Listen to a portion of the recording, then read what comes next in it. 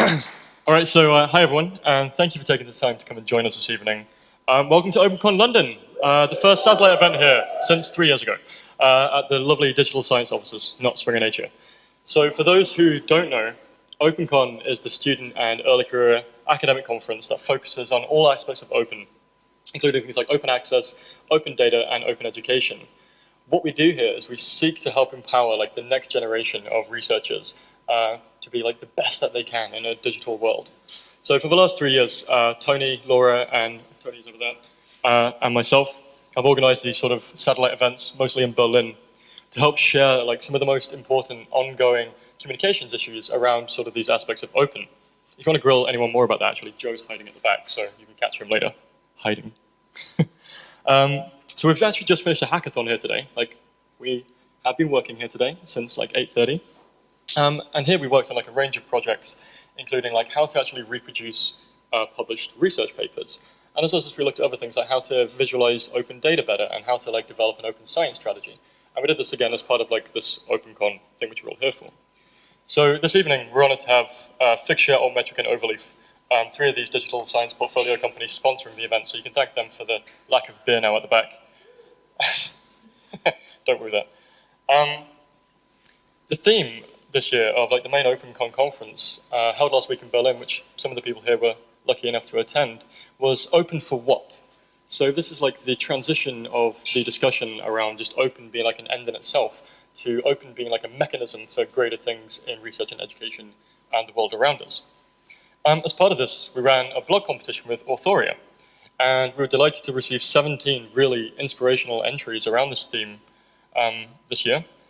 From people who are just sort of engaged in open practices around the world. And the funds we've actually raised from the ticket sales for you all being here tonight are going towards a small prize for the winner of this competition. We received 545 votes, which is pretty impressive, so thank you to all who voted. Tonight, we're proud to announce that the winner is Dasapta Owen Irawan, who gained a whopping 237 of those votes for his article entitled Openness for the Inferior, a View from an Indonesian Scientist.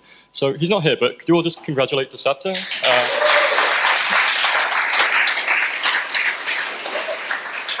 I'm sure he's watching online when we put this online. So congrats to Dasapta. So Dasapta, for those who don't know him, he's a hydrogeologist from Indonesia, and he's the recent founder of a preprint server for Indonesian researchers called InArchive. In just 100 days of launching InArchive, he's already published over 1,000 papers from Indonesian researchers, open access, which is a phenomenal achievement in its own right. So Dasapta is a true champion of open research and open science and education, and we're really proud to collectively award him this to show our appreciation for his ongoing work. So he's actually in Australia tonight, not here, but we will make sure that the little prize makes it his way. In a close second place, we had Marina Lubanov and Jens Kreuger for their article, Open in Order to Think Multidisciplinary. We'd just like to, again, just to thank all of the people who participated or voted in this, so just another little quick clap, please. Thank you to all of those people. So we really appreciate everything. So after our keynote tonight, we're going to be hosting a really exciting expert panel, which Tony is going to chair. But for now, our keynote speaker tonight is Professor Sophie Scott from UCL. So Sophie is renowned for her work as a neuroscientist and in particular on speech communication. This includes recent work on the science of laughter, which Sophie is no mystery to. She's a fantastic startup speaker. I've had the honor of seeing her before, and including speeches at the Royal Institute Christmas lectures this year and also the really famous TED series. Hopefully she's going to enlighten us with some of her experiences with public engagement tonight and sort of the role that openness can play in helping to engender public trust with science, something which I feel is a very important topical issue. I'm delighted that she could join us tonight, so could you please join me in welcoming her to the stage? Thank you, Sophie.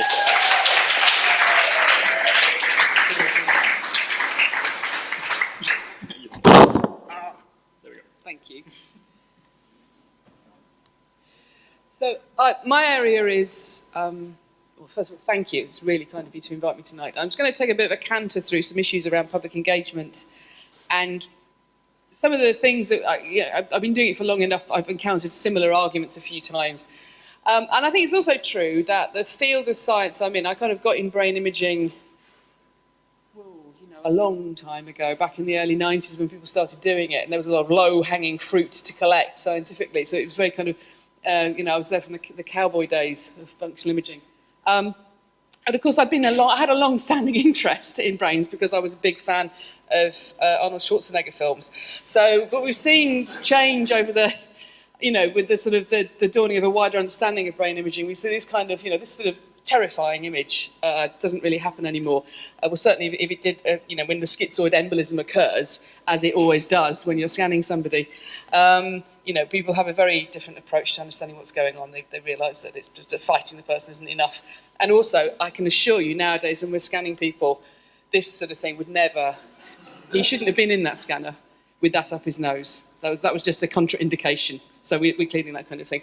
So and now, we can see what I'm saying is neuroscience is having its day in the sun, and it's now, it's enjoying a forefront in earlier imaginings of science fiction. But you now have things like The Walking Dead has this very informative sequence on fMRI.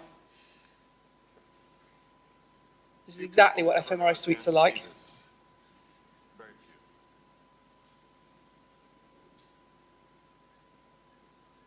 Anyone familiar with brains will know this is, again, how the scanning.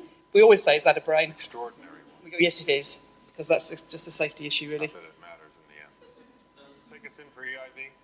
Enhanced internal view. Then we do the enhanced internal view. I mean, it's all of this. It's like walking into the lab. And, of course, all our participants do normally die at some point during the process. So it's just like looking in a mirror. It's incredible. But... and obviously all neuroscientists are that hot, so that's also true. Now, one of the things that's an issue around functional imaging is that we're dealing with these enormous magnets, as you saw there, lots of safety issues, and this really is actually a genuine point. The enormous magnets are massively dangerous. When we have to turn the enormous magnets off, what we like to do is play with them in the big magnets in a way we couldn't do. We're using them for safety. There's a lot of these on YouTube, but it's basically MRI physicists throw things into the bore of the magnet. We start with a small pen. A small pen.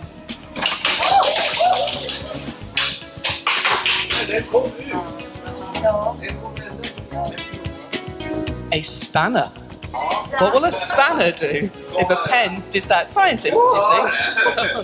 He's filling with pulling.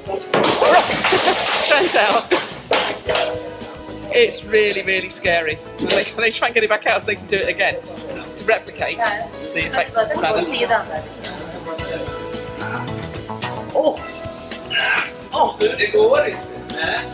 a very big magnet. Now, there are significant, I'm being mildly facetious about it, but we do have to be very careful around the scanner. This is somebody putting up shelves around a scanner. The magnet, I have to iterate, is always on. This is just time-lapse photography of some men. Humans are good at solving problems. Humans are not always good at keeping an intention in mind. So you can see this man being very, very careful with his drill. Really careful. The drilling's going very well. I've remembered that the magnet is there, and the magnet is always on. I'm not going to go near that magnet with that drill. It's going to be fine.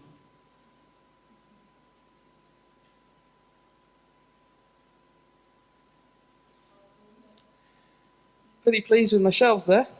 Just finishing off the shelves.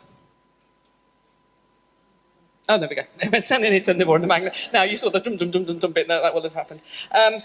Now, I'd say this is one of the bigger messages around fMRI that we have failed to get into the wider discourse. One of my favourite things is to watch House and enjoy them putting people into a brain scanner. When they do things like have large pieces of metal next to the magnet. Or this particular scenario, well, this is like spot the problem. So first of all, yes, there is a computer. Sorry, there's another large piece of metal. There is a computer. There is a gun in the participant's hand. And the computer isn't even plugged in. It's a disaster. My advice is, if somebody at gunpoint does say to you that they wish to be scanned and that they will threaten you with a gun until you scan them, my advice would be to tell them to go into the fMRI scanner. The magnet, it is around 60,000 times greater than the Earth's magnetic field. You go in there with your gun, and I'll be through in a minute. You hop in. I'll be straight there. I think you'll find the scanner helps you. So this, I recognise science goes through periods of fashion, and I think neuroscience is having the sort of moment that genetics had a few years ago. So when I talk about public engagement, I'm aware that I'm working from a particular area where people are interested in hearing these sorts of stories, even if some of the details are significantly failing to making their way into the wider discourse. What do I mean when I talk about public engagement? What am I really describing? Well, it's some kind of public-facing activity. It doesn't have to be, that people... I think Brian Cox got into public engagement work and TV presenting through being an advisor on a film. There's lots of different ways into this. Actually, that kind of advice thing is a massively important thing. If they had one on House, it would probably change all their stories about scanning. It is not just getting your sweet face onto TV. It really isn't. There's certainly a perception amongst colleagues where I work that people do this just to get famous, and it's not. Actually, I can tell you, it's not a very good way of getting famous. I'm not very famous, and I do quite a lot of it. I'm failing very badly, if that was my goal here. But it's kind of a wide, getting engaged with social media is a public-facing activity. Writing a magazine article is a public-facing activity. Public lectures, making YouTube videos, collaborations with artists, advising on films. There's so many different ways that you can be doing this stuff. And I think it's critically important that it's something you think of when you're thinking about doing it as not just something you do. It's something that you do with your colleagues, and particularly that you have a range of people involved where you work. So I'm quite passionate about this. I really don't want my field of science to only be represented by old farts like me. I want it to be all sorts of different people that work where I work. I want the PhD students doing it and upwards. MSc students if they want to. I want as many people getting engaged with it because they'll find what works for them. And we stand a fighting chance of not only being represented as a science by a group of grey-haired old people or white people. So what my colleagues normally say is, what's in it for me? So why, actually no, what they normally say is, Sophie, it's very easy for you because what you do is very easy science. And that's, means it's easier for you to talk to the public. And actually it's important that you understand that my science is extremely difficult, okay? But technically, I'm an absolutely outstandingly difficult scientist. I find it very rewarding to get engaged with public engagement activities. I find personally that it is something that adds to my value in my job. Finding somebody else being interested in what I've got to say about my work is interesting to me. It is pleasing to me. It makes me see my own work in a new light. You simply get to meet people that you would not get to meet otherwise. You only find that out through getting involved in it. I think one of the most enjoyable things I've done in the past couple of years is we did a summer science exhibition last summer at the Royal Society, and we worked with a local school, just local to the ICN at UCL where I work, and the children all got involved in sort of doing a performance that we had as part of our summer science exhibition, and working with the kids on that, and seeing their absolute delight at being in the Royal Society, and seeing all the other things going on. It was fantastic. It was absolutely delightful. And I never, in a million years, imagined I'd be showing people at the Royal Society how children's breath control works when they're saying a Michael Rosen poem. But it was brilliant, and everyone really benefited from that, probably mostly me. But being part of the school kids' involvement was just amazing. It can expand your research horizons. I can think of at least 2 entirely separate aspects of my work that have opened up because I have talked to artists who made me realise I'd completely framed a problem wrong. I had seen something incorrectly. In fact, probably more than that. And it just helps you develop and grow your research. I have never worked with somebody without learning something, some artist or performer or somebody with a technical interest in what I'm doing, but who's not coming to this from a scientific perspective. I've always gone away knowing more. And expand your network. You just get to meet other scientists, and scientists that you might not meet in other, in the normal day-to-day work or the normal conferences you go to, because we're all in these silos. Getting involved in other kinds of activities just opens up these possibilities. So I've been involved, we published a paper this summer about voice hearing in adults who hear voices but don't have a psychiatric diagnosis, and that was a paper that came out of a collaboration, that came out of a grant proposal, that came about entirely through a public engagement activity. So it really is, but you start to track these stories back. It can be a very powerful way of expanding these horizons practically. But seriously, what's it did for me? I think it's good for us as scientists because it makes us better at writing, at communicating, at speaking. And all of this stuff, doesn't matter how good your science is, if you're not out there telling people about it, and you're telling people about it in the best way and sending the clearest messages, people aren't going to go away and do you the credit of reading your papers or coming to your talks or listening all the way through. So I think it helps you. If you can communicate better, I think it really does have knock-on effects on the impact your science is going to have. And I mean that in all ways that it could have impact. Go on, you say? Might have my interest. I think also there's obviously some moral duty. People have paid for us to do this work. A charity has paid for us, the taxpayers paid for it. People are allowed to want to know what we're up to, and I don't think anybody's finding that too controversial. Obviously, funders more and now are asking you expressly to have a plan to do this. So the best way to have a plan is to have a go at trying some and finding out what works for you. There's the world of stuff for public engagement. You can choose what really is the way that works for your science, for your personality, for your lab. It is, as I say, immensely rewarding. What's in it for everyone? Well, I think it really is a powerful way of widening impact. You really can make a difference to how your work's getting picked up.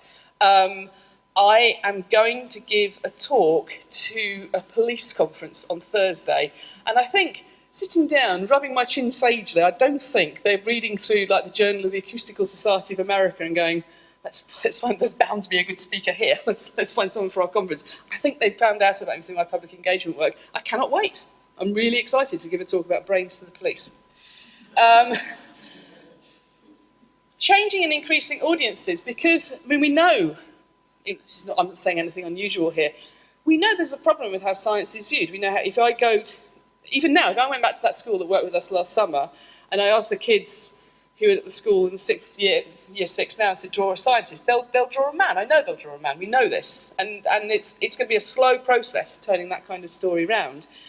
But the more visible people are, the more, engaging they're attempting to make their attempts to interact and tell their story outside of just a scientific community, the better a chance we have of starting to change just some of these narratives.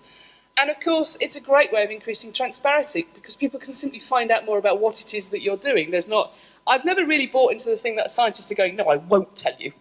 If anything, scientists are somewhat over keen to tell people what they've been up to. But making people tell people what they've been up to, scientists tell people what they've been up to, in ways that is accessible, in ways that is clear.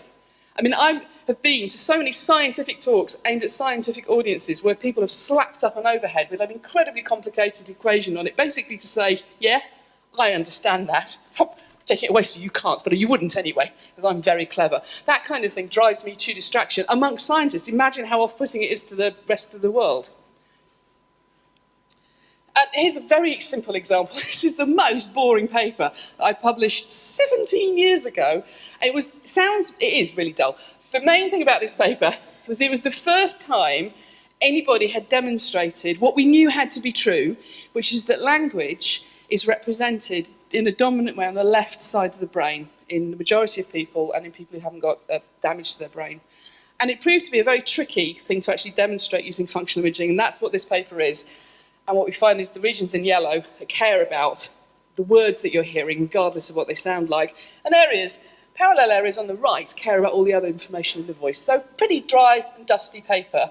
It is comfortably and by a margin my most cited paper, because I think primarily I have spent years and years and years telling people about it. For many years, I mean, if I give you a talk on speech perception, I start with how we did this and then I go from there. And I don't think this is random, that it's therefore my most... I have better papers. I have papers in better journals. This is the one that's just running everything off the page in terms of citations. Although I suspect it's kind of, it's probably allowed to start tailing off now. This is from last year, but it's still, I'm quite proud of this because I think it's a well-written paper. I love the result. Boring though it is. But I don't think it'd be highly cited if I didn't keep telling people about it. I just now want to take a bit of a step back through time.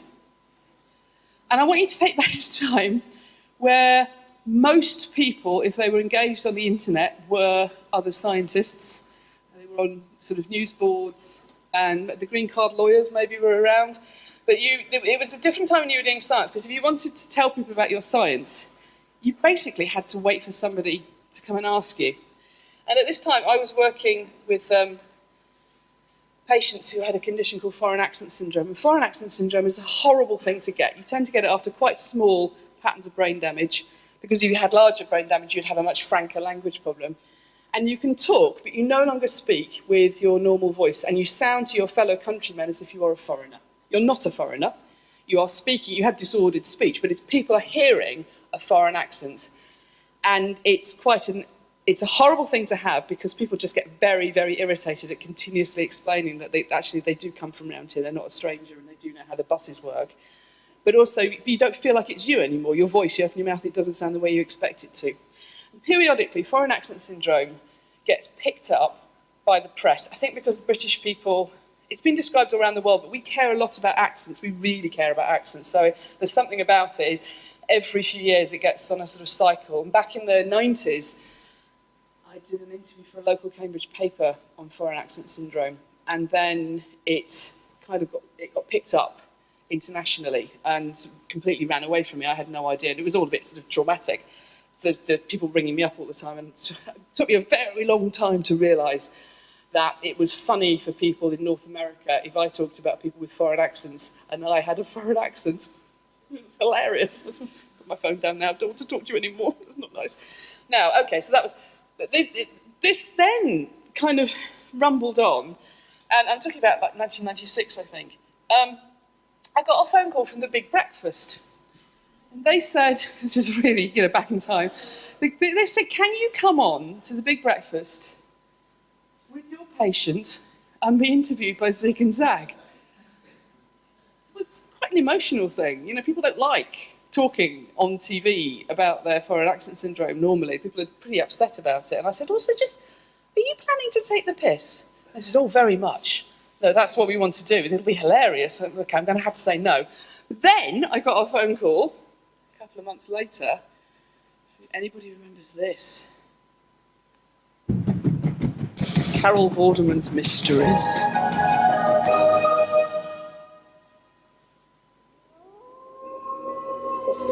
Specialised in this recreating a mystifying scene.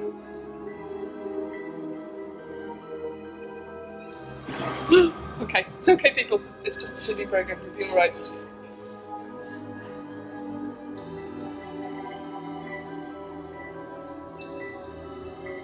I'm not going to show you the whole thing. It's a whole programme. So they rang me up and they said, we're doing Carol Vorderman's Mysteries for Christmas special.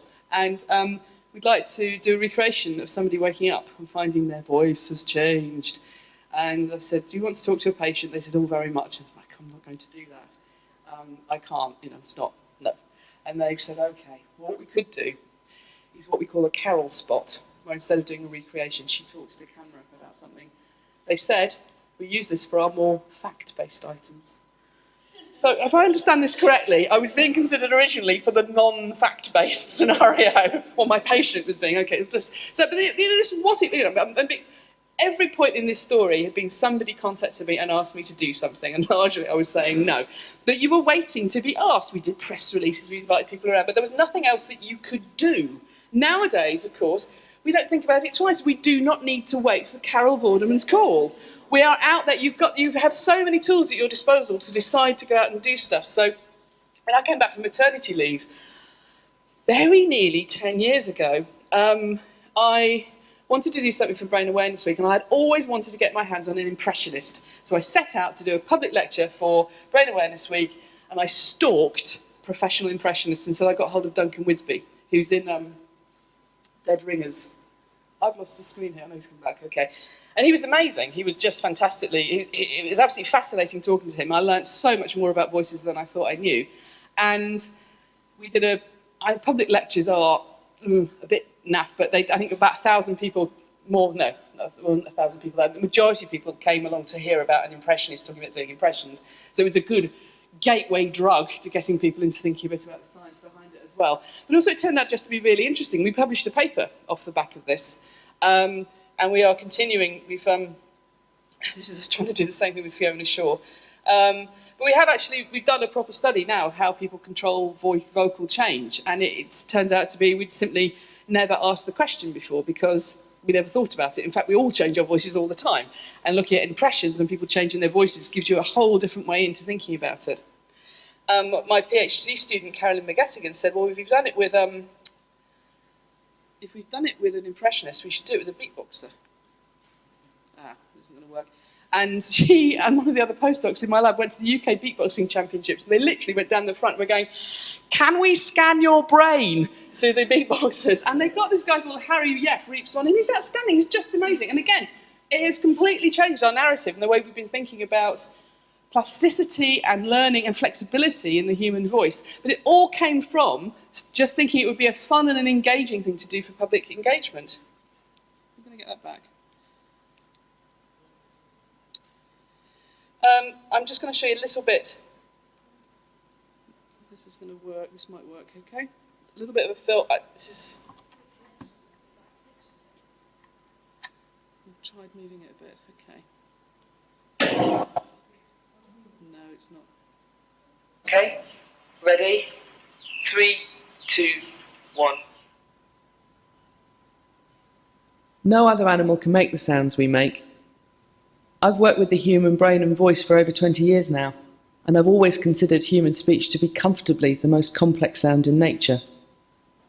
According to traditional phonetics, we can only produce one source of sound at a time. Then I met Harry.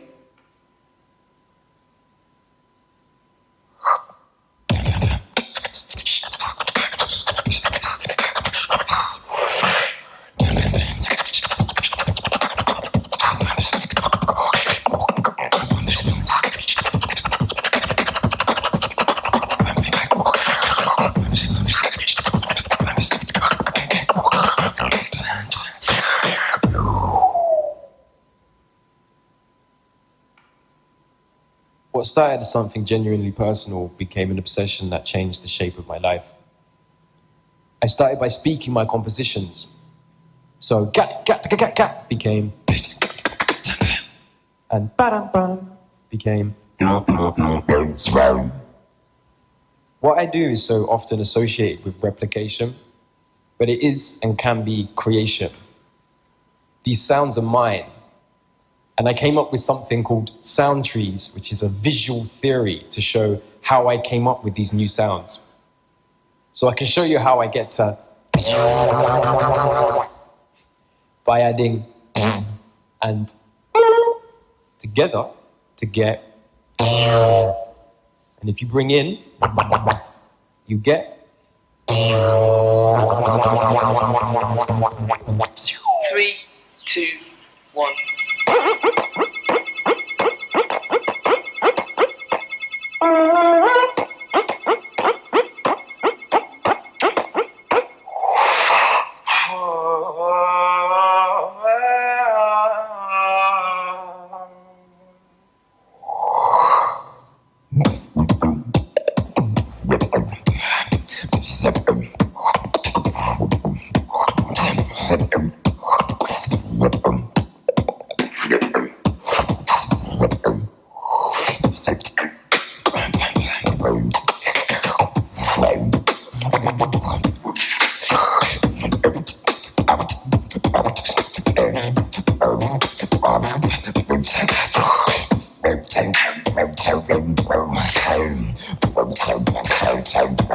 Make music.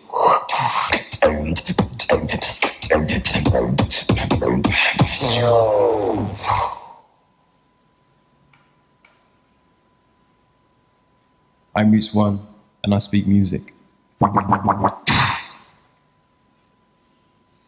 So that's just a little film I made for Random Acts. But the thing it's been quite extraordinary. The voiceover for that's the hardest thing I've ever done. I kept going, okay, 1, 2, 3. It turns out it's a really hard skill.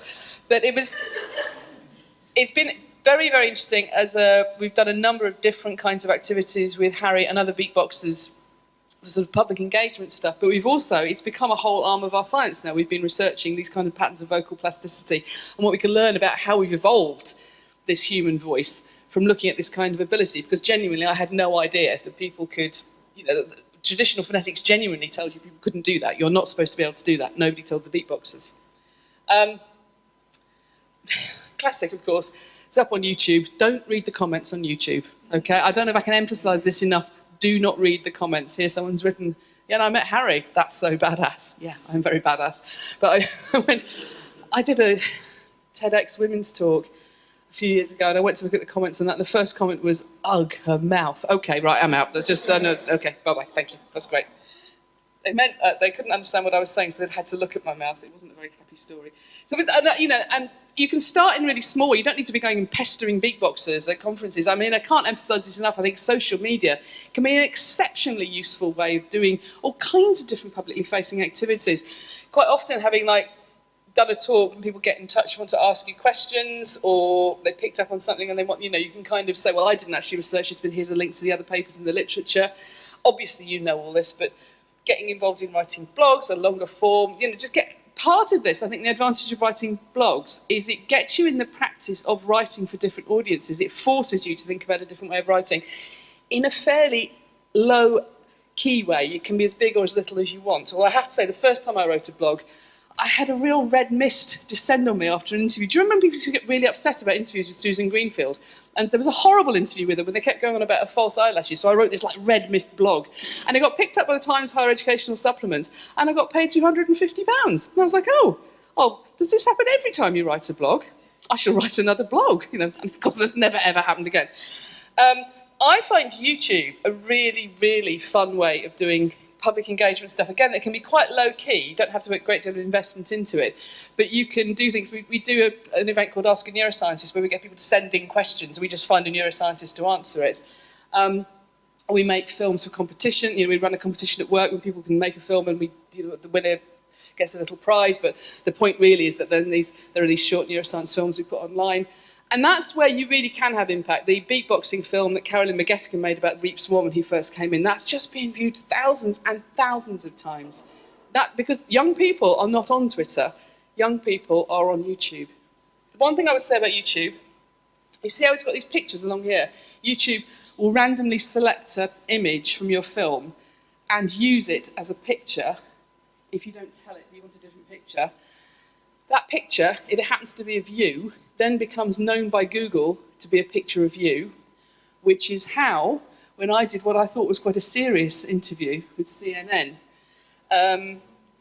this picture of me without any context. So to be fair, I'm pretending to be a 19th century neurologist. That's what I'm pretending to be. I accept that I look like a confused woman.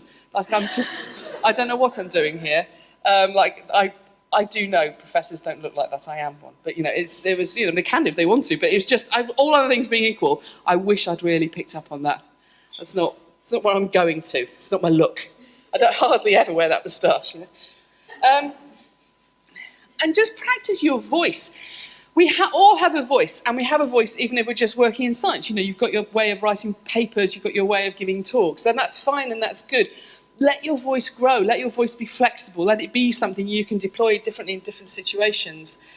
Practice giving talks to different people. There are always, like the British Science Association, are always looking for people to do talks and presentations at their meetings. Try stand-up comedy. I cannot recommend this highly enough. I did it for the first time when I was 44 through doing Bright Club, and I was 44. I was already quite old, and this is pretty much how things go. And I realised the irony of saying, and it made me the fabulous communicator that I am in a context where you may well be thinking, you're not all that, Sophie. But it did, I promise you, imagine how much worse I was. It made things better. It gives you a kind of confidence, which I think, again, really can help. Do science fairs. If you really want to be dropped in at the deep end, a science fair is absolutely without peer, because people can come up and they can ask you anything, and it's absolutely fantastic. Skeptics in the Pub. There are so many of these different places looking for scientists to talk, and again, making films. What I quite often suggest people do, if you have a paper coming out, do a video abstract, and that can just be you talking about it for 2 minutes. Put it on YouTube. Promote it on social media if you wish to. But it's a way that people, a whole different way that people might find out about your work. You do it as much as little as you want to, but I think it's quite a nice idea, the video abstract on YouTube. Practical things, think about, the practical issues of writing for non-expert audiences. Try out social media, if you're not already doing it. Try blogging, if you're not already doing it. Try suggesting articles to people. Literally, none of this, they will still come and ask you if they want things, but you can also suggest them. it's really important to bear in mind there is no such thing as an audience, or the audience. There are audiences. So work out who you are talking to, find out who you are writing for, think about this, think about what's going to work for them, what do they know, what do they want to know, what do they think I'm going to talk about. If possible, see for yourself, listen to the radio programme, go to another example of the talk, or just ask someone. And know what you want them to know. Think about what your messages are, because something that I think we know so much and we've got so much love for our topic, we can be so bounteous in our enthusiastic descriptions of our work that sometimes the actual simple messages can get missing from what we're saying. So I would really have a very clear idea of what by the end of this is what I want somebody to go away from. So when you do science fairs, the advice from the not the British Library, the Science Museum, is have 3 messages, 3 things you want people to go away knowing. And be very clear about what those are, and basically use those 3 messages to structure the entire thing. It doesn't matter, there's other stuff hanging off that, but there'd be 3 core things. Be clear in your mind what it is. As I say, you may have more than one. Don't go above 3, there we go, as a rule to take away. And people will go with you. You have to get them interested. Use real-life examples. Don't be afraid to use humour. You don't have to, for God's sake, you don't have to use humour. And definitely, if you're in doubt, don't think this is just a hilarious joke about women in science. Just take a couple of minutes, walk that one round the block, Just because we can think of there's a recent famous example of somebody who undoubtedly was trying to be funny about women in science in a situation where it could not have been a less appropriate thing to do. And I don't know if you remember it, it ended very badly, and I still receive properly offensive emails about it.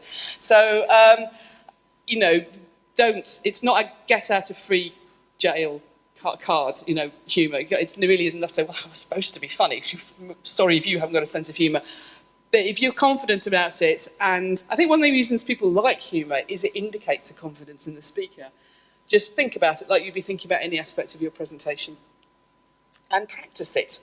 Listen to feedback, it does really help. I get all my PhD students to do Bright Club just as a kind of, go out and learn about stand-up comedy, get confident as a speaker, and one of them was giving the talk to her girlfriend, and the girlfriend just fell asleep. What am I supposed to do with this? Oh, yeah, it wasn't a great day for everybody. Get your timings right. I know you know this. It is the simplest thing to get right, but particularly once you get out of science, people are really intolerant of it. I'm going to choose my words carefully, but I did a science comedy night with most of the people there were not scientists. They were more famous comedians. And somebody else who was like me, a scientist, overran. They overran massively. They came off stage and whereas just the host, who's a perfectly affable, nice man, just swore in his face because he'd used up 16 minutes and he should have used up 8. And, at a conference, people may not swear to your face about it, but they are as angry. Really, it's a discourtesy anywhere, and people will tell you about it if you do it outside of science. They want to relax, they want to be engaged. Don't make them nervous. You don't need to add to that. And unless you're really clever in being able to use nerves in a way that makes things tense and then brings it back again, and most people can't do that, most comedians can't do that, I would, don't be afraid to try and get them to relax. Get over your nerves, feel confident, fake it till you make it. And as I say, try humour, be careful with humour. Double-edged sword. The humour. And practice. Write your voice, develop your voice. So think about, just try writing, keep writing. There's a beautiful quote from Stephen King saying the only way to get better at writing is to do a lot of reading and a lot of writing. Read his book on that. And I'm just going to, so this is really finished with another really boring paper. This was a paper on oral facial mirror responses to emotional vocalizations. And hidden within this is the fact that when people hear laughter, there is a greater priming response in motor areas of the brain than when they hear an emotional sound like disgust. And we know laughter is behaviourally contagious. And we got it into a good journal. I went to the UCL press office and I said, I've got this paper on why laughter is contagious, or one possible reason. And they were like, So I played them. I don't think the clip's going to work. I played them the clip of Brian Johnson and Jonathan Agnew setting each other off. And I said, if you put this in the press release, it will get on the radio. Radio 4 is always looking for a reason to play this. And it just did. It just ran on and on and on. It was fantastic. And every single person that used it use that clip. But on the back of that, I got asked to do a TEDx talk. And the TEDx talk was on laughter. And if I hadn't done Bright Club, I wouldn't have ever tried to make a talk on laughter funny, because it would just seem like anything more excruciatingly painful than somebody trying to be humorous about laughter. But I was fairly confident I could do it, and I didn't die on my arse. Okay, so there were the qualifications. No one's fooled into thinking Sarah Millican's here. Now that directly led to doing a TED talk at the main TED meeting 3 years later. Someone who saw me at that suggested me for this, and then TED had something else they could go and look at. And this led to me getting, I did this Why We Laugh. It's really important you understand more people have watched it now, okay? Got that? More people than this. The number has gone up. Now, if I hadn't had that sort of push on the original laughter paper, it would have never sort of built into something that became a funnier talk and then gets... Just imagine if my TED talk hadn't happened. I mean, really, that would just be awful for the world, wouldn't it? But also, that's why I got asked to do the RI Christmas lectures this year. They didn't audition me. They showed the TED talk to the BBC. And then they said, we'd like you to do the lectures. The BBC have said yes, so you kind of got to now. And it was great. I was like, oh, yeah, I will do your lectures. I will do it. I'm going to finish now, but just to sort of, on this fantastic... So I was trying to find a picture of this year's Christmas lectures. This is last year's Christmas lecture. Just look at this glorious picture of somebody demonstrating the conservation of energy with Professor Richard Dawkins, and this is Faisal Islam, who did the lectures last year. And the idea is, it's been released from here, so it's gone all the way over. It's going to come back because the conservation of energy. It won't hit him in the face. He doesn't look absolutely like he believes that, does he? He's looking a little bit like, I think I'm going to get stuck in the face with a spiky thing. So I think the thing that is... I often encounter colleagues who think that I ended up doing this because my work's easy. It's not that easy, and people are interested in stuff. And if you take anything and say, actually, it's more complicated than that, any aspect of your life, and of course that's science, isn't it? Actually, you'll find it's more complicated than that. People are interested, and it's just a great way of opening up the ways in which you can be transparent and whole new audiences and sort of shining a different kind of light on science. So I would definitely say it doesn't trivial. You can do it without trivialising your research, but it's definitely, I would say, without exception, one of the most exciting ways I've found for both seeing my work in other people's eyes and also expanding and developing my own research. Thank you.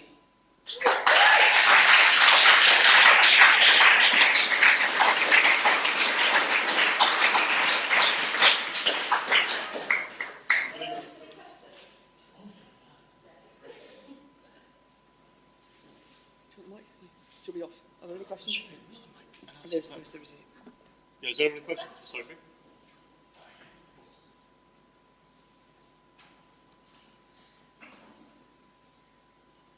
Hello, Sophie. That was really good. I'm wondering about public engagement.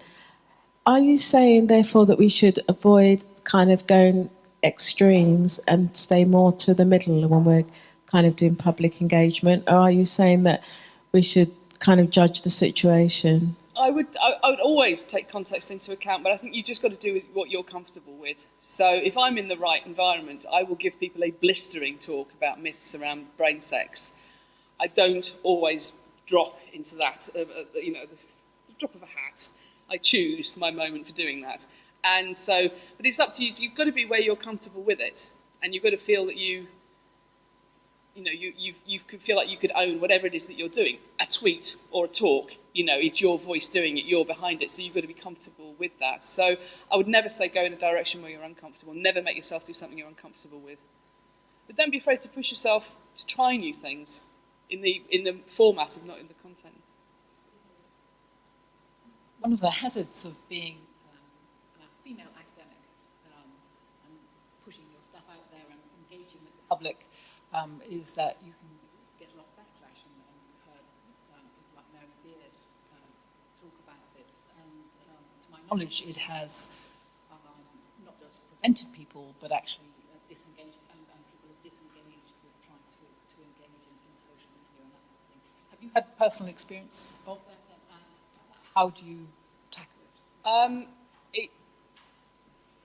It's difficult, and you can't always anticipate when it's going to happen. So when the Tim Hunt event occurred, if you remember back, there was a period when people thought it was funny. Like, he said these ridiculous things, isn't it funny? Imagine saying women cry all the time and then fall in love with you. Have you seen him? And people were tweeting, oh, I'm in love with Tim Hunt. And I tweeted, just because I saw something else, I was like, oh, come into my office and can't get any of my science work done today because I've seen a picture of Tim Hunt and now I'm in love. Hashtag Tim Hunt. That was my mistake right there. Hashtag Tim Hunt. It just went, within 20 minutes, I'd had a phone call from The Guardian saying, oh, could you write us a blog? Because his wife worked at UCL. I had no idea. And I thought, do you know what? I will write you a blog, and I'll write you a blog about why it matters. Okay? I have no interest in trolling the man. Why it matters that we say silly things like this is what I'll write about, and that's what I did. So I stand by, but it didn't really matter what I'd written. I'd commented publicly on the Tim Hunt affair, and it just unleashed this, just crashing wall of drivel. People deliberately misinterpreting everything you say, and then the conspiracy theories started, and people like Louise Mensch started. I woke up one morning to like 25 tweets from Louise Mensch accusing me of, what did she call me? A false reporter. But I never said I was there. I wrote a blog about why we shouldn't be rude about people, why it matters that we respect diversity in science. Didn't matter. I'd commented in any way on the thing. So yes, it does happen, and you don't. And all other things being equal, I would have preferred it if, like, my original tweet hadn't got printed in newspapers on the other side of the world, because I hadn't clocked that he was a visiting professor at UCL. Visiting, he resigned, we didn't sack him, and his wife still worked there. So that was the, that I would have done differently. I stand by the blog. I wish I'd done the tweet differently. But you can't really tell. So this is what, kind of, I guess, mean about humour as well. You can play back. If people just choose to interpret what you're saying as not funny, then there's very little you can do about it. So it is double-edged. I think it is true that people don't randomly form Twitter mobs. They do go very specifically after particular groups of people, and women seem to be tremendously well represented in the sort of the most common target at that end. That was the worst. And I can't say I've avoided it since then, because you just don't know what the next one will be. You just don't know. What I do, personally, if somebody sends me an offensive tweet, is I reply, and then I block them. God, I love blocking people. I love blocking people. I adore it. It just makes me wish you could roll it out across more areas of life. I'm sorry, no, you're not there anymore. I can't hear you. It's brilliant. And I don't care that they know you've blocked them and they feel like, hey, I don't care because I don't have to hear from them. It's bliss, actually. So that's people do it differently, but that's I don't even give you a second chance to show me that you're not an idiot. I just block you. Not you. People who are rude to me.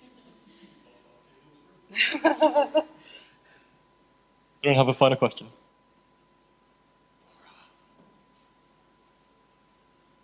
Thank you, that's so interesting and funny. How do you measure the success of what you're doing? I know you had the paper which has all the citations, yeah, which is phenomenal. But how do you look at separate initiatives? Actually, this is two questions, sorry. Do you get time given to dedicate to doing this sort of thing? Because you're doing even tonight in your spare time. Yeah. And do you get credit for doing that? And then also, how do you measure then the successes of what you're doing? It is difficult. So that paper I showed you at the start, those talks were all to scientists, and I just made a point of, I've given it to audiologists and neurologists and, as a lot of, and artists and drama teachers. It's a very similar talk I've given many times, but I think that's why the citations have gone up on that paper. It just got picked up a lot because I kept giving the same talk, and I tried to make it a good talk. I hope it was a good talk. I think in terms of the public engagement thing, it is harder because it does tend to be in the evenings and at the weekends. And, I try and take time off in lieu, but you can't. And there actually isn't a gap on our work. When we feed back our hours, we have to sort of say what we've been doing. And there's a gap that says other things. So some public engagement work, there isn't, it's not regarded. And the thing that I found really shocking, going into the ref. So the ref last time, I thought, don't know if I've quite got a strong enough case, because you had to really take it to one paper. And then this time I thought, right, I've got one paper. I know this paper, and this paper led to that talk. Okay, I've got the TEDx talk, and then it led to the TED talk. I'm just going to boast now. The TED talk is used in the start of the second chapter in Chris Anderson's book on how to give a TED talk as an example of how to tell a story, because that's how good my storytelling is. Named me, it was fantastic. And simultaneously, it got picked up. Finally, Horizon have been talking about doing a laughter thing for years, and that happened last year. And so I went to the guy doing the ref impact case studies, and I said, I think I've got one. I think I have a ref impact case study. Look, 'cause we've got the paper, and then we've got this sequence of events, all of which tie. You can relate all of them very directly, ending in a successful episode of Horizon. And he went, yeah, and he went, no, I don't think this is strong enough. What do you need? What would you need for an impact based on public engagement? If it's not that, and it's not that. Whatever it is, it's clear it has to be more than that. So I've started to think, I thought I was doing a great thing for the ref, and now I think I'm probably not doing a great thing for the ref. All my colleagues who get stuff, impact cases into the ref, have developed a test that's now being used in different hospitals, or, things like that. I'm sure somebody out there must have managed, somebody must be putting forward Brian Cox for their ref impact statement. And I accept he does have a different profile for me. Okay, I'm not trying to pretend I'm Brian Cox, but what have you got? This is all actual science. What more do you have to do? So that does slightly irritate me, specifically in terms of the impact. But I think more than that, if you just kind of, okay, I can't do anything about the ref impact, the hours aren't going to be recognised, but, it's not a randomised control trial life. And if this is the stuff that I find makes my job, which I already enjoy, yet more enjoyable, then I'm going to do it. You'll never stop me, do you hear me? Ref impacts people. Prize the microphone for my cold dead fingers. I lied about the last question. Apparently we're still 10 minutes more for questions. So I'm going to follow up to that one. Do you think that if you were a male, your ref application would have been perceived differently? And also, what's the link between public engagement and trust in science? I think the first question, I don't know. I mean, I'm not going to pass as a convincing man, and I don't think it's going to, I'm stuck with what I've got. Well, exactly, that was very convincing. Who was that man, you probably thought? Who was that handsome man who's calling himself Sophie Scott? So I don't know. I do know that, there is this thing called the Carl Sagan effect, and Carl Sagan was a man, and that has been found to still carry on. There was a study in the Journal of Neuroscience last year showing it is still going on. People do. The more someone does public engagement, the more your peers do think that your science is a bit iffy. And that's your community. That's not the wider world. That's your community. And I have definitely run into that. I've had, I still don't know who did it, but someone took a whole load of my form, just really boring consent form to a study on laughter, and they took it out the printer and wrote, "Is this science?" on it. And it was nothing unscientific about it. It's just what we were studying was laughter. And I think, that's a colleague. But so I think that does happen. You just, if you're going to if I let that stop me, but I don't know what it would mean. So, at some point, if it completely ends all in my ability to get grants, then I'll start worrying. But it hasn't so far. But and so it happened to Carl Sagan. It can happen to anybody, I guess. I think with open science, I think it's only a... Hi, babe. I'm sorry. I'm just giving you a talk. Is that okay? Bye-bye. So there's two things there. I've got my partner's phone to ring through automatically, and he has the theme tune is the Ice King from Adventure Time, which is what that was. I do apologise. I should really... Oh, no, again. Without exception. I was at the Provost thing last week. I said, it's the Provost. So, like anything in human endeavours, public engagement is only going to be as good as you are at doing it. If you can do... I've seen some properly shocking public engagement. It doesn't have to be good just because it's happening. But I think if it's done well, it could be a real tool in the hands for good of people doing open science, because a lot of the things that you want to be arguing and the statements that you want to make and the importance of this work, it's a way of making that manifest to a wider community. And for every talk that you're giving to schools, and for every talk that you're, or interaction you're having at a science fair, you just don't know how important that could be for the person that hears it, the thing they go away thinking. And every so often, you do the Summer Science Exhibition, that you are going to be running into people and policymakers and things like that. So you can't, just assume that all of your audience is completely comprised of people to whom it will matter. And you will find that you will reach the people to whom it matters. So concentrate on doing it well, like you would anything in science. and concentrate on making it acceptable and appropriate for the audiences. And I think it's a fantastic tool.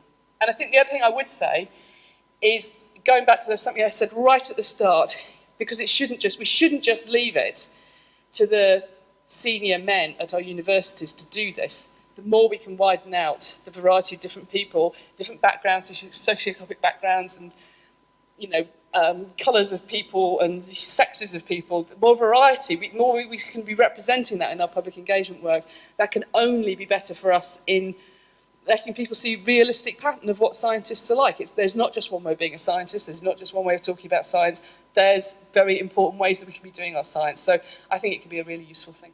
I'm sure it already is. So just building on from that point, so you said that maybe the public engagement activities that you do aren't valued enough for activities like the ref, and we know that bean counters like to count beans. So, and obviously 2 million or more views now for your TED talk is impressive, but 3, sorry. I'm sorry, I just care about this. Sorry. How could we quantify the effects that your public engagement is having on the lives of people, how they take those ideas away from them and maybe continue learning? Or so I think there's probably 2 answers to that. The first one is it's very hard, which is why they don't want it for the ref. They'd say, well, it's not enough. We don't care how many people watched Horizon. If you go into the nitty-gritty of doing good public engagement, the thing that creeps back up at you is doing evaluations. So it's not enough just to say, I did my brilliant public lecture and the people marvelled at my wondrousness. Ask people on their way out what they thought, what you could do differently, and your public engagement unit will tell you how to do that. It's quite difficult at a talk. It's very easy at a science fair because they'll already have people doing it. It's really easy on social media because you get numbers. You get views on YouTube, you get numbers of comments. Don't read the comments, but you can see the comments. You can see the impact of a tweet. So actually, a lot of the online stuff gives you that impact quite effectively. And that's actually something that I tend to recommend to my colleagues, that they start at that kind of end, because even if they really don't want to stand up and talk to a room full of boisterous school children, they might feel comfortable writing a blog and promoting it on Twitter, and then you get numbers back. You get numbers back immediately, and then you've got something you can take straight off to your, it will start to, accumulate as a story for your funders. So it's horses for courses, but I think you definitely need to take evaluation seriously, and online can actually often be a very good way of getting that kind of data in a way that's much harder in meat space. Last questions? If not, can we just have a massive round of applause for Professor Sophie Scott, please?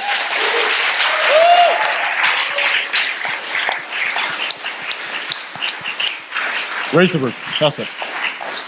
Okay.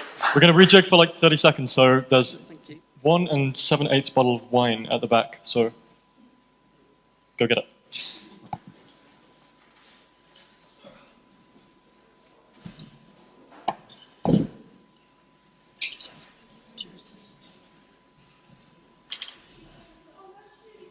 Yeah, we just lost the last one, so 7/8 of a bottle left.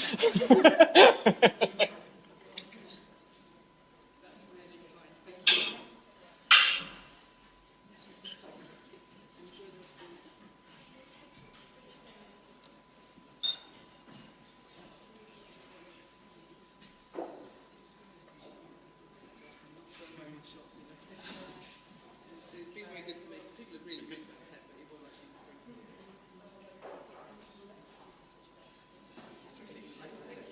Can I shake this hand? Yeah, I have one other question. Yes.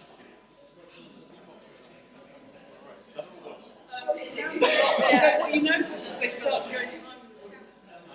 They start to, yeah, the scanners go.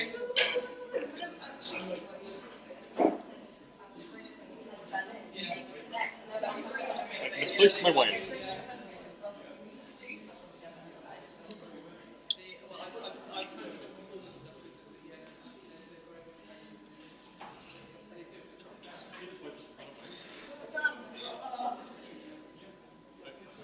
There's some people taking a quick piss break. Sorry. panel. He's got his serious face on. Game face.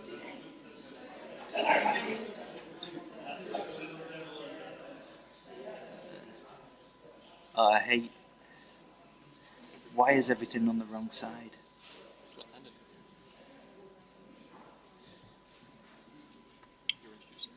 Yeah.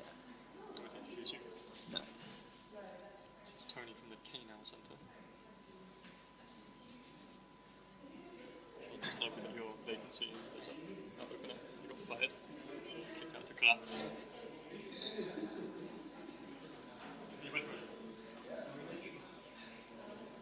Just let me go.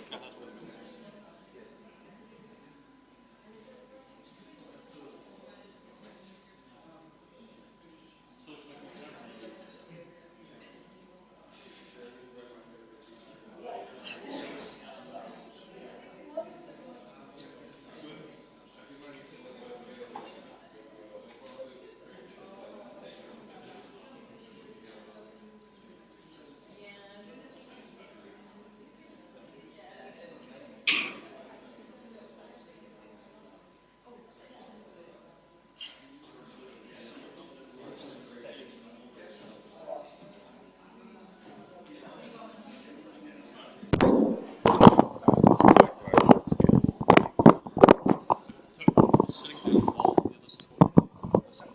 Sitting on the stage while people talk. Oh. Just me. Yeah, we'll sit here and then we'll hear out. So, yeah. So, order out and then.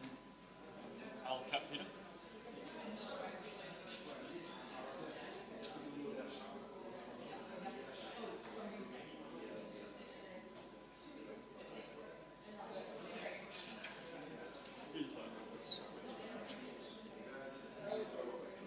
Good. You want to be controversial? Tony? Awesome.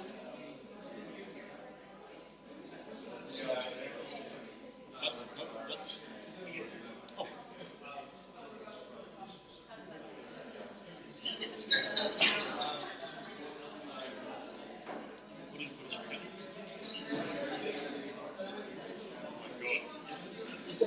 Can someone get Laura a glass of water, please?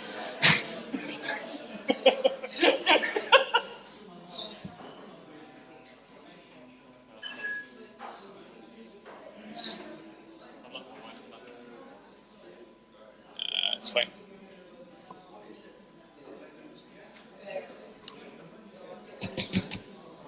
I hate Max so much.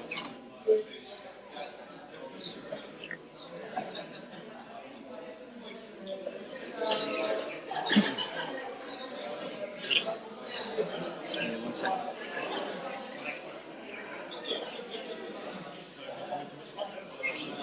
I don't want to stop him.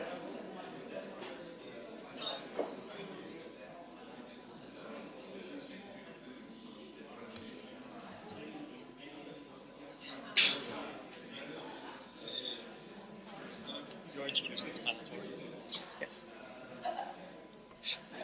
Oops. All right, children, pipe down.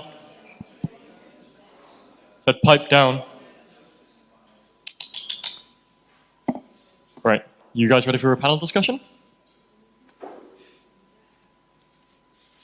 Hey everyone. So next, after that awesome keynote, we're going to be discussing maybe a slightly drier topic, but I hope it won't be. So in this panel, what we'd like to talk about is business models in open science, and in particular trying to get past the non-profit good, for-profit bad discourse, which I think sometimes as an open access, open science advocate, I myself can see sometimes blocks us in the way that we think about the proper way forward for open science. So the format for today will be three short presentations from our three panelists, and then they'll join me here and we'll have an interactive discussion, I hope with lots of questions from you, to follow. So first up is Alan Hindman from Figshare.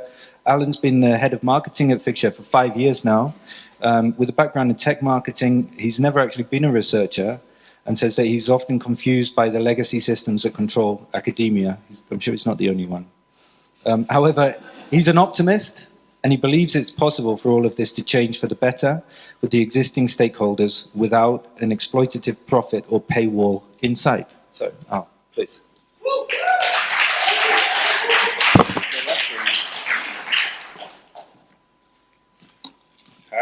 Can you guys hear me okay? Yeah. So we live in crazy, uncertain times. As a species, we're facing a number of existential crises: antibiotic resistance, climate change, bee extinction, information overload, data deluge, fake news, addiction, mental health issues, an aging population, an underfunded health system, an education system that fails our youth, tax avoidance, the slow disintegration of neoliberalism, of the rise of right-wing populism, net neutrality, paywalled academic content. These are all problems that can't be solved by one individual, one government, one union, one organization, one philanthropic billionaire, or even a megalomaniac billionaire.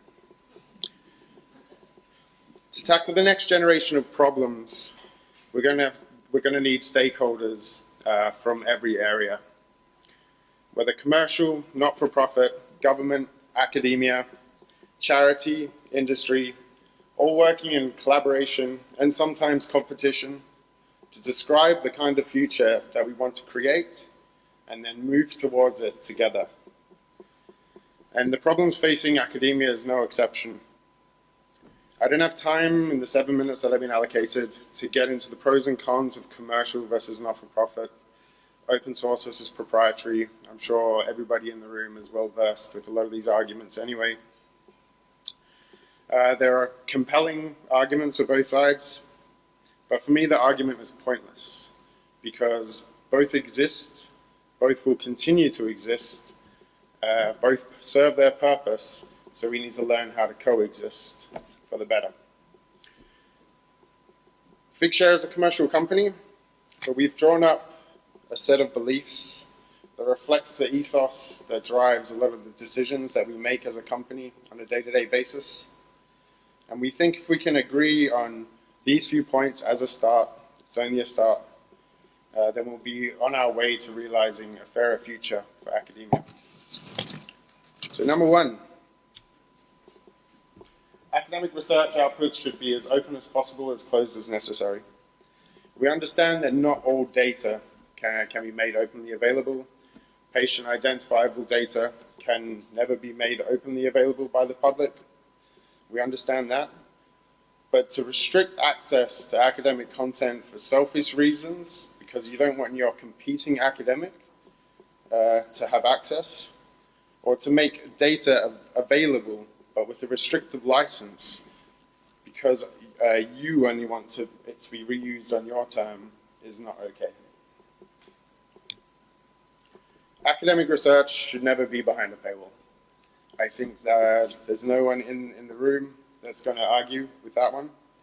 There's a lot of legacy issues here to unpick, but we can at least say from this point onwards, then no content goes behind a paywall. At Figshare, we've been asked to put up paywalls in front of data by researchers, by other institutions. We could do it, we won't do it. Academic research output should be human and machine readable and queryable. Peter's the expert in the room. I'm sure he can give a whole hour talk or longer on this, on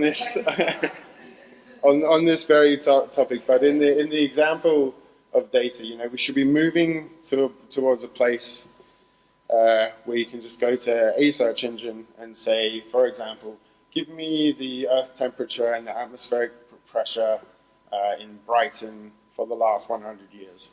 And it goes around and it looks in all the data sets that are available and it returns you all of that data because all of the content is openly available, and you don't need to go and find data sets and combine them yourself. It's all just there, ready to go. Academic infrastructure should be interchangeable. So this one is becoming increasingly more important as you see more suites of products coming out. So,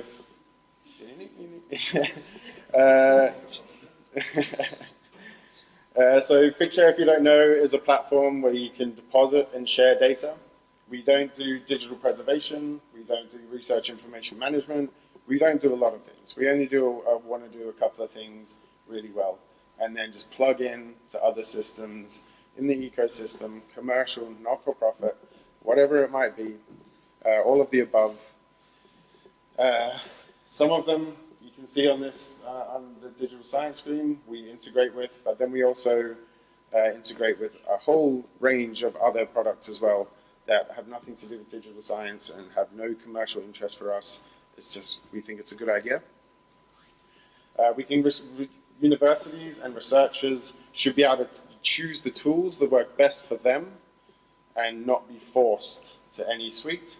And when a product better than Figshare comes along, you should be easily able to take that out and migrate it over to another system without any extra costs, with us or a vendor helping out, so you can actually move on. No vendor lock-in should be high on everybody's priority list. Identifiers for everything. So if we want to get to this future that I said where everything is machine queryable, then DOIs for objects, ORCIDs for people, grids for institutions. There's more and more of these identifiers coming out, but they're increasingly important. And academic researchers should never have to put the same information into multiple systems at the same institution. Now, I'm not sure how many of you are at an academic institution still or were, but we get a lot of anecdotal evidence that there's a lot of copying and pasting from one system to another.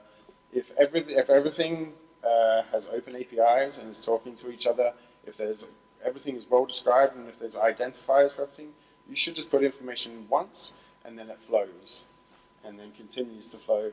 And then the academic, the administrators, the PIs, everybody who needs to interact with this data and ask questions of it, all of the information is there because the academic put it in once. And the impact of research is independent of where it is published and what type of output it is. Now, this is one of the ones where in very much of the infancy stage, we are in Springer Nature offices. Even Sophie in her talks was referencing, I've published better papers in better journals with less citations. Like, that was a perfect example of how all of the measures are wrong, but she's the practicing academic. I didn't agree with that, but I definitely agreed with all of our other things, saying that the social impact is just as important as the academic impact. So they are some of Figshare's beliefs.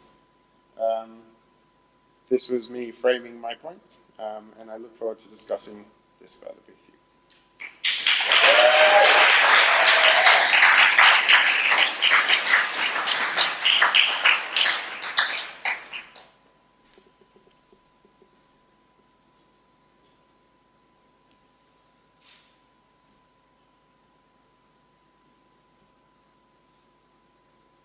Okay, so thank you very much, Al. That was awesome. If you have questions, keep them. We'll just do all three presentations, and then when we have the panel, we'll take questions. So next up is Catriona McCallum. Catriona is the director of Open Science now at Hindawi. She has more than 19 years experience in scholarly publishing, 14 years in open access publishing, joining PLOS in 2003 as one of the launch editors for PLOS Biology, and leaving just in June this year, where she had been PLOS Advocacy Director. One of her motivations in moving to Hindawi was to demonstrate that a commercial organization can be radically open and run a sustainable business. and she'll describe some of the initiatives there. She's currently a member of the EASY Open Science Policy Platform, the Universities UK Open Access Efficiencies Working Group, and RC UK's Open Access Practitioner Group, and is on the advisory boards of Open Air, my former life, and the Royal Society. She's also one of the founders of the Initiative for Open Citations, so we're very excited to hear what Katrina says.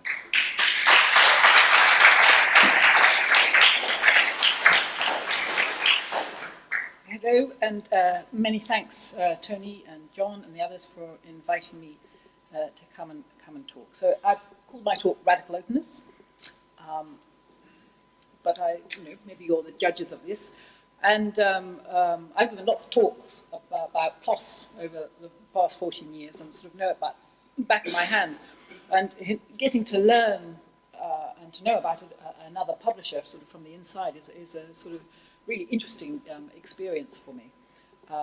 So Hindawi, if you don't know about us, we're one of the world's largest publishers at peer-reviewed. I have to say peer-reviewed because there's still the myth out there. Fully open access journals. It's all CC BY licenses. We have what is called a distributed editorial board model.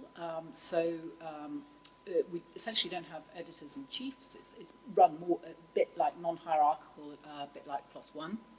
But there's about 250 journals, and it covers engineering, maths, physics, biomedicine, preclinical medicine, life sciences, and some of the social sciences. And we're publishing work from 149 countries. We're indexed by the major indexes, and we have offices both in London and Cairo, with about 600 staff overseeing the publication of journals.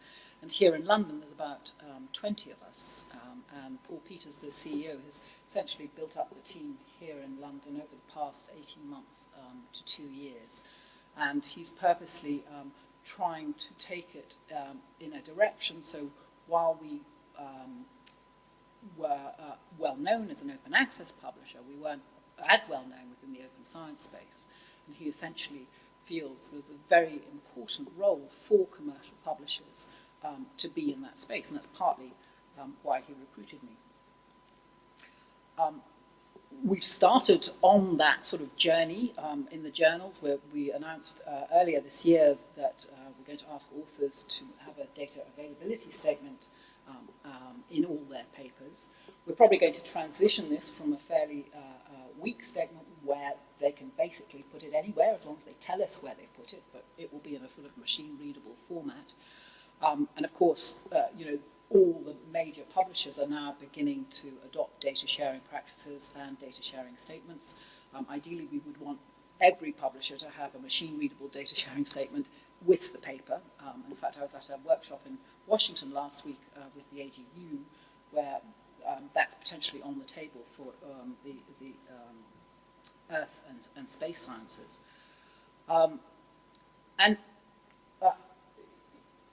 I think there is a problem with commercial publishing, and this sort of epitomizes what that problem is.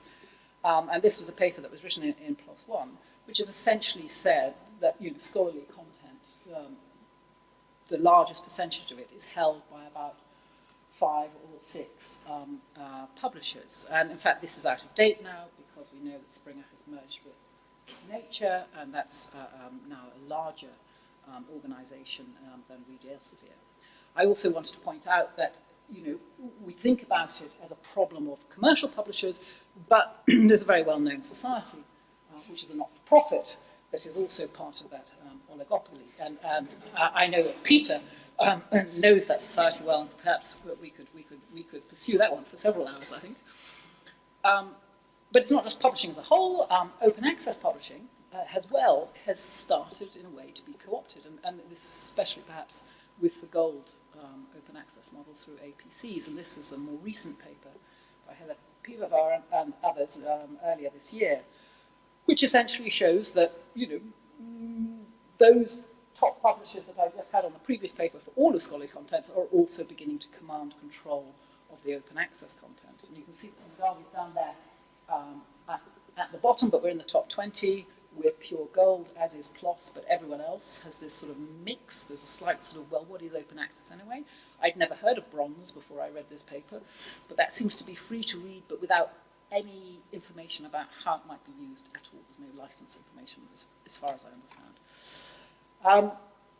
And it's no surprise, therefore, that also last year this article came out by Aileen Fife, who's a historian of science at St Andrews University, about the link between commercial interests and scholarly communication.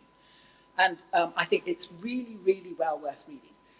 And it's very well written. And there's Stephen Curry, whom many of you know is a co-author on that. And they basically said that scholarly societies have gone from where their mission was about disseminating science, often at a cost to themselves, to one where the bottom line, making a profit, to do good work, that has to be said, to put to good purpose, has become the sort of dominating aim of the societies.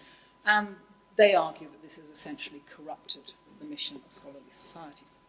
So, there is an issue, I think, around open access. I mean, open access is good, and the solution that they say is actually open access. But given that we know that open access is also being co-opted by commercial publishers and largely commercial subscription publishers, although they have hybrid models,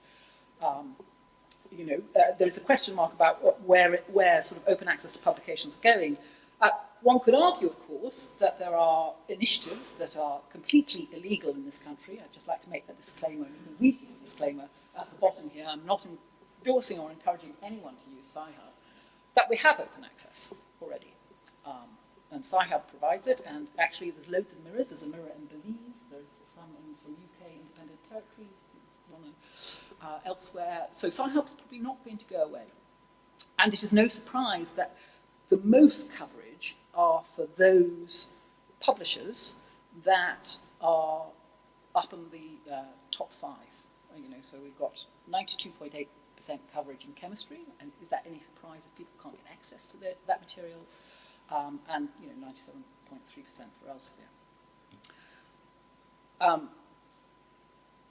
But I personally don't think that there need be a problem between a commercial or there need to be a conflict between being a commercial company and providing proper open science services for the community.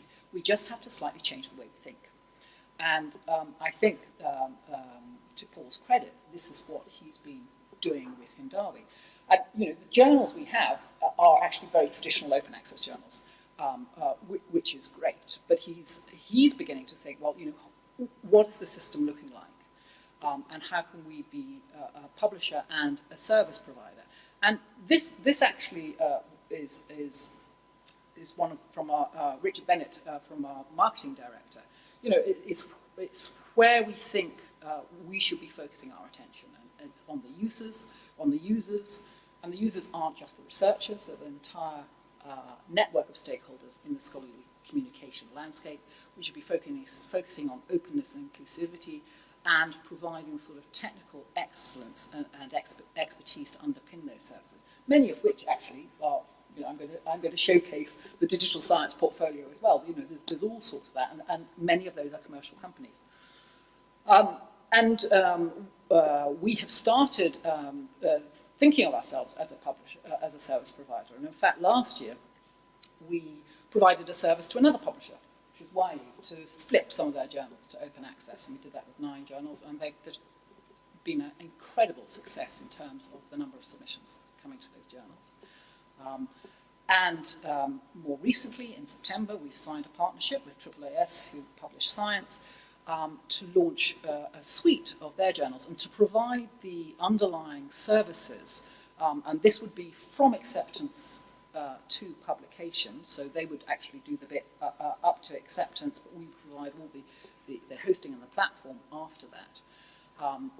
But there's actually no reason not to provide the services, and we can offer that to other partners from start to finish. And one of the things, and perhaps it's this came as a surprise to me when I joined Hindawi, is the incredibly good infrastructure that they have. And it's partly because they use bespoke platforms, so we're not in debt to Scholar One or Aries or whatever, and they have a very good inline, online system of copy proofing, of copy editing and proofing for authors. They'll take figures of any size, they use LaTeX, they have this amazing equation editor that will expand the equation sensibly, as in where it should be stopped and things as you put things. And so they have a really good track record on this, and I think are in a position to look at those services more widely for the community.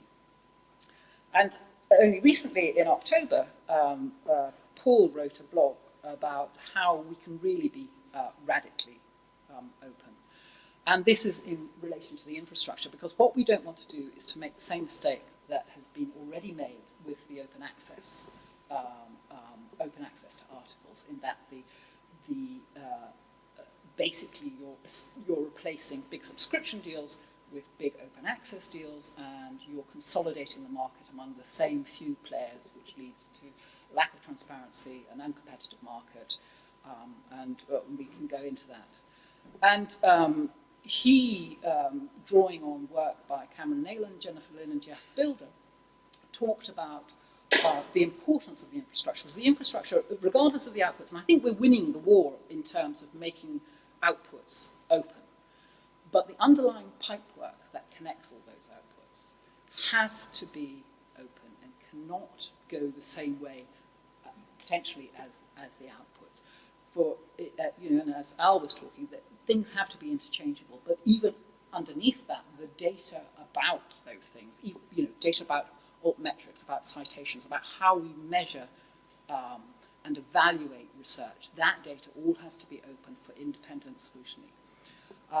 And 2 points I want to talk, and it's well worth reading his blog if you haven't, is that a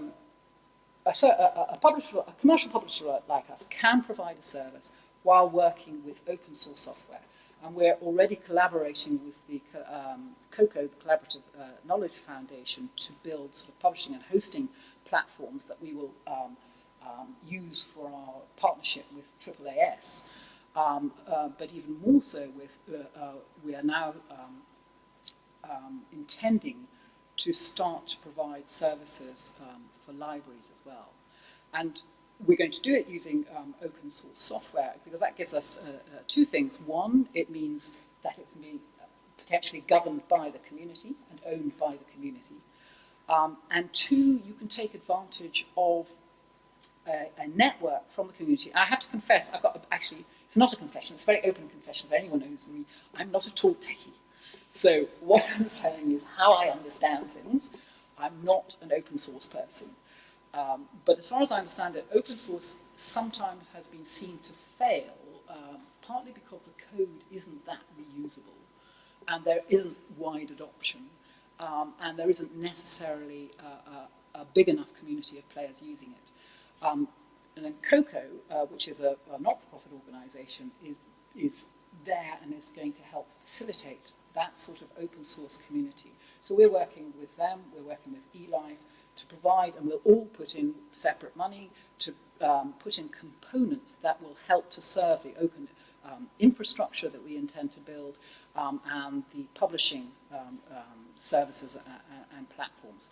And each person will bring in differently, but that stuff won't be tied in, and it won't be owned by Hindawi. It will be for the community and community governed. The other key thing, which I think is really radically open, is this idea of open contracts. We know what non-disclosure agreements do, and all the rest of the tie-ins, and we know that the culture is such that librarians and often institutions want them. They want a private deal with the publisher. They want to think they're getting a better discount from someone else, and they don't want to tell anyone about it because they think they're getting a better deal, but actually that's going on all around the place, and no one's getting a really good deal. And so to have a completely open contract, a contract that is public and that actually has no lock-in, creates an environment of trust around a commercial player. That means they can walk away. If they don't like what we're doing, if someone else can provide a better service using the same open source software, then they can. And we think it's that level of trust that is essentially a unique selling point among, within the scholarly market, which will allow us to run a viable business. And that's the intention. Now, I know I've run over time, so I'm not going to talk about my next things, which is really the biggest barrier to all of this, which is the cultural block and the current evaluation system, which, unless we can somehow tackle that together, we're not going to fix it. But I'll leave with that quote on the slide and stop there.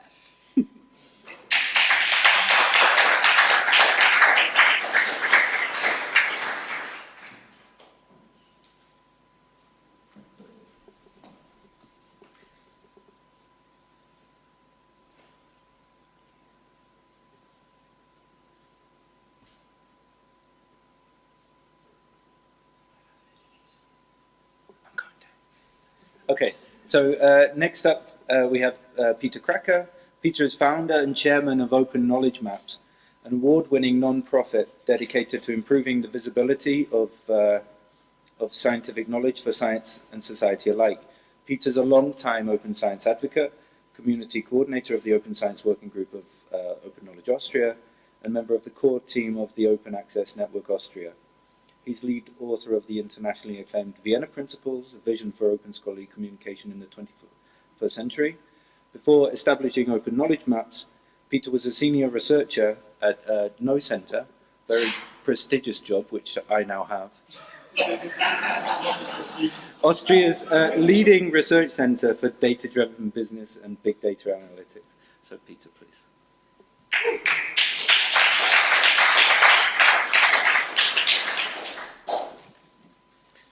Thank you very much. I'm here to talk a little bit about Open Knowledge Maps and our business model. And at Open Knowledge Maps, we're all about science and research because we see science and research as the key factor for driving humankind forward. I think in science and research, there are many of the answers that we're seeking for the big questions that we have in society today. And we need more evidence-based practice and more evidence-based policy to deal with these questions. And in theory, it's all there. In theory, we're all standing on the shoulders of giants or dwarfs, as some people like to put it. I say, well, we're all humans, right? And in theory, we can all build on top of each other's knowledge and just make it happen, right? In practice, however, it looks a little bit more like this. We're all swamped with the literature. Currently, more than 2.5 million papers, conservatively estimated, are published each year. And so it's really hard to, on the one hand, get an overview of a research field, when you have it, to keep this overview. And this is hard for scientists, but it's exponentially harder for people outside of academia.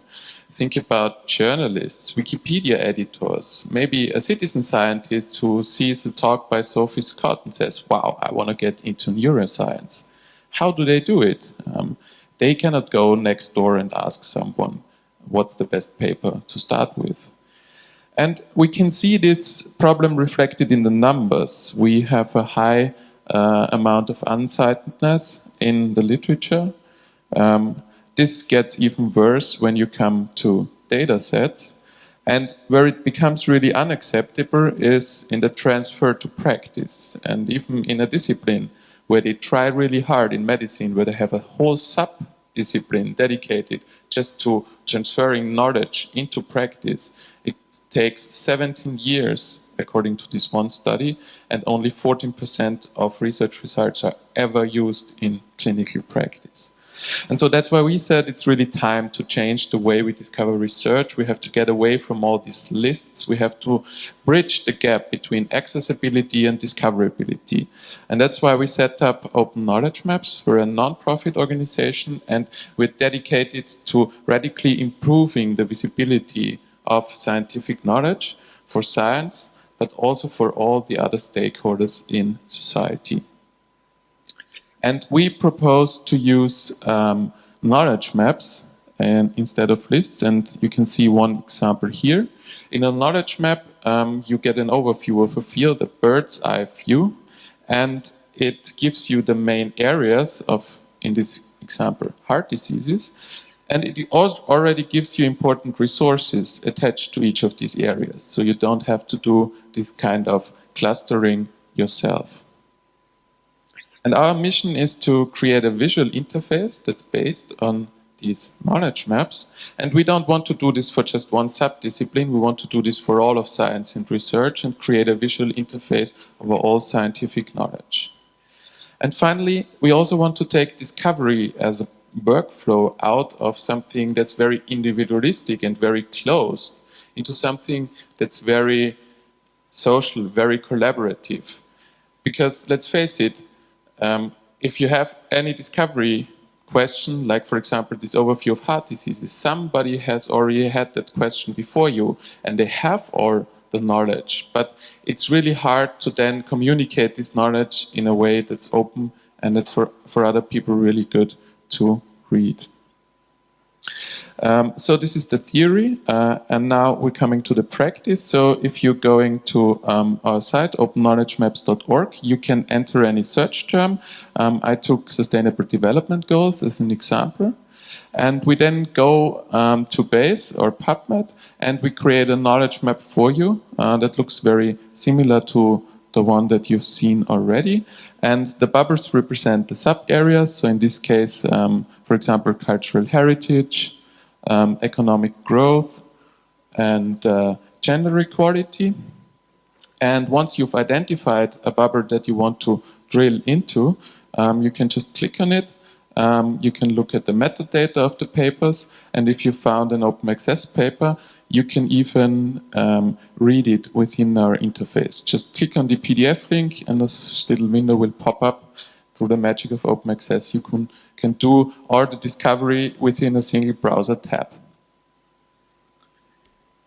So the advantage that we see is that you get this overview, this bird's eye view, but we also help you to identify relevant concepts. If you didn't know that cultural heritage was part of the Sustainable Development Goals, well, now you do. And you can also separate the relevant from the irrelevant with respect to your information needs. So if you're only interested in gender equality at this point, well, you might just stay within that bubble and branch out only later. And Open Knowledge Maps is an interface over all scientific knowledge, but we will always make sure to highlight open content and make it very easy for you to read and find, because that's something that is terribly important when you step out the core academia. At Open Knowledge Maps, we see open science as a wholesome paradigm. We want to go all the way, so we put all of our code as open source on GitHub. All of our maps are licensed under CC BY, and all of our data, so the underlying structured data, is already licensed CC0. At the moment, it's really hard to get to it. You have to parse it out of a web request, which is not the most accessible form of disseminating data. So we're thinking with many people of how we could do this better. One of these organizations is Wiki Data. And we're working in the open. So from the start, we have put all our proposals on the web, and we also have our roadmap on there, which you can comment on. Many people have already done so. Now we want to make the step towards participatory development, because we want to involve our users in a co-creation process and create this vision together with us, not only in theory, but also in code. There is an incredibly talented and awesome team of volunteers who is realizing this vision together with me. There are a number of advisors. One of them is in the room today, Peter, and many people you will recognize from the international open science community that are guiding us in the development. And we found many partners from the open science and open knowledge sphere that we actively collaborate with and try to create building blocks for the digital open science infrastructure with. Yeah, the first 18 months have been an amazing ride. we've had more than 200,000 visits on the website. More than 43,000 maps have been created, and we're not only doing this online, we're also having offline workshops where we're doing active trainings on discovery and discovery skill. At the moment, we're playing something that's called a scientific scavenger hunt, which is a mix between a pub quiz and a scavenger hunt. So if you ever see us doing like that, be sure to catch us there. We've made it on the front pages of Reddit and Hacker News, and recently we were very honored to receive the Open Minds Award, which is the Austrian Open Source Award given by the community in Austria. Yeah, and you can, what we also want to do is we want to create a software that essentially can be put on top of any textual data, and we've done a couple of projects in that direction, a number of prototypes. One is together with the ZBW and the Know Center, where we visualize the most lent works from the library. We also work together with the International Society for Infectious Diseases and visualize their disease alerts. So this is the 100 most recent disease alerts at one point in time. And you can see that there are certain hotspots that pop up and make it really palpable of what's happening out there.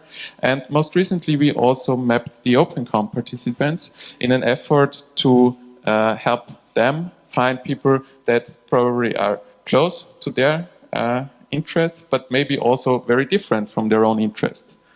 So this was done at the in the OpenCon Duathon this year.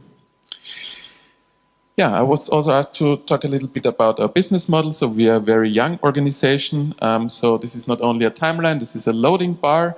And in the short term, 1 to 3 years, we want to get everything up and running with collaboration projects and grants. So we have many of those out there at the moment. If you at this now thought, well, this could be actually also a cool add-on to one of the projects that we are doing, please contact me. In the mid to long term, we want to roll out a membership-based funding model in which organizations say this is actually an open resource that we want to support. So they put in a bit of money every year to make this openly available to everyone. And we're happy to say in the process of onboarding the first organizations, and there are already others in the pipeline. And finally, in the really long term, I see this also as a project that could work with the Wikipedia model. We have to get a few more users to make that work, but essentially it would be a very honest way of putting it to the community whether they want to support this resource and keep it alive. So while I'm very positive about that, I also have a little bit the feeling that we're running into a problem that the open source community faced 3 years ago. You may remember the Heartbleed bug. Most of you will probably remember it because you had to change a lot of passwords on various sites. And that was because one of the key software pieces in every web server, the OpenSSL software, had a bug. And this bug affected half of the web servers out there and the encrypted internet traffic that the OpenSSL software supports. And what was a little bit underreported in all this panic of people changing passwords and hoping that their credit cards won't be cracked was that OpenSSL is actually developed by 2 people.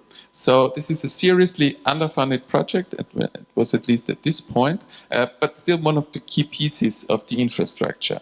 And so what many organizations then did, commercial organizations, they built this core infrastructure initiative in order to support open source projects, not only OpenSSL, but also things like OpenBSD, and they can now apply for funding to this initiative in order to have to carry out sustaining tasks. And so my tweet that I was asked to prepare, I think that nonprofits are crucial building blocks of open science, but I don't think that we're sustainably funding them at the moment. And this goes not only to making these organizations, you know, be around any longer and to just, you know, keep these building blocks, but I also think it stifles innovation, because a lot of effort is spent on this sustainability, and 50%, 60% of organization is just devoted to fundraising. And think about just where we could be with the open science infrastructure if we had 100%. Okay, so I'm massively over time. Tony is signaling me, and with that, I'd like to thank you for your attention.